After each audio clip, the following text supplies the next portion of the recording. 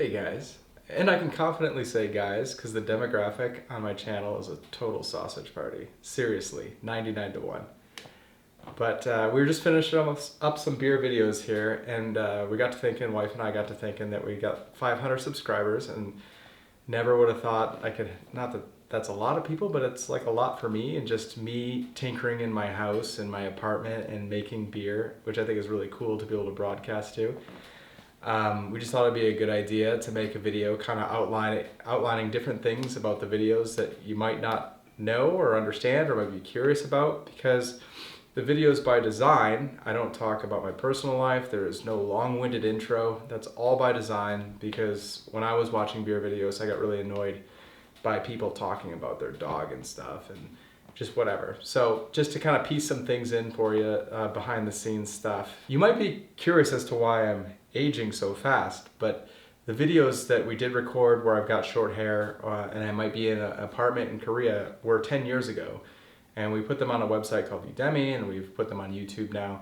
But those videos where I do have short hair and I'm quite a bit younger are kind of my formative brewing years. I did start in the US when I was in university, and I brewed a bit, but when we went to Korea in 2008, there really wasn't any beer. Like, the best beer that you could buy was Heineken at the grocery store. And if you felt like you had deep pockets, you could get into a Guinness. It was like 10 bucks a pint, but that was really hard to find. So I started brewing in Korea, and all along the way, I would just like outline my brewing projects on a website where there's just a handful of guys. There was really nobody brewing.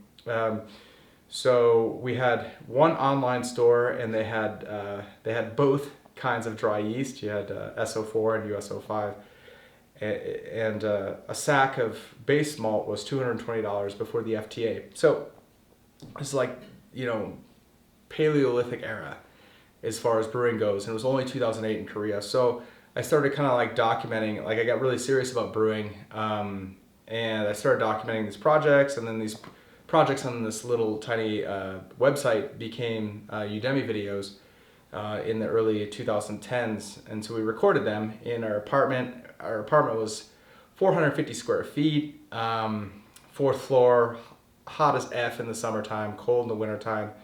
But I was brewing in a laundry closet, and when I determined that I couldn't splash out $200 for a sack of barley, I would malt my own barley. I'd go down to the farmer's market there, and I'd get raw barley, I'd malt it, and I'd spread it on the floor. So I brewed for a couple of years with just floor malted barley in my apartment, in my 450 square feet.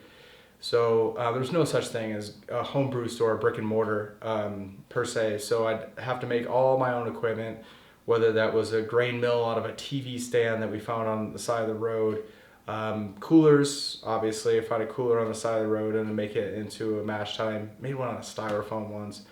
So I just kind of started building on these projects, and I come from a background, like my dad and my uncle are construction workers, so I was always around people just putting stuff together and getting stuff done. And I knew I wanted to continue drinking beer because I love drinking beer, and the domestic beer situation in Korea was pretty bleak.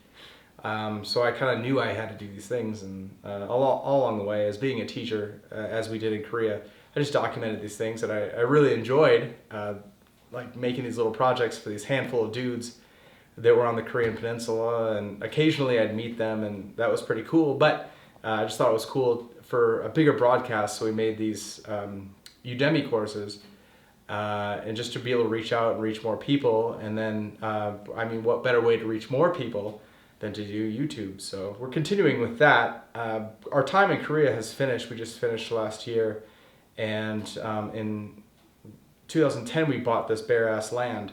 So if you see like really rustic shacks or anything super rustic with wood in any of the videos, whether I have short hair or I have long hair, it's likely in Montana, and obviously we're in Montana now. But I guess now that I'm finished as a teacher, I really want to continue the channel, and I'm glad that people like watching the videos, and I pride myself on having them short. So I really want to continue to teach people because I enjoy that, and it's really rewarding to me. I'm 42 now. I don't have kids, so this is like kind of the way that I would think about teaching a son or a daughter and kind of continuing that legacy. Something I don't have in reality, but on YouTube I do, so it's pretty cool. If you guys have ideas for beer videos, please let me know, because I've been doing this 20 some years and it's pretty cerebral for me, but every now and then I think of something that might be good for the audience, and you just gotta let me know in the comments. I'm very approachable. As we get doing more videos and the wife gets better at the videography, I'm always going to be a stammering idiot in front of the camera, but I think the information is good, and that's the most important thing. So if you guys are willing to watch them, I'm willing to make them, and cheers guys, just let me know.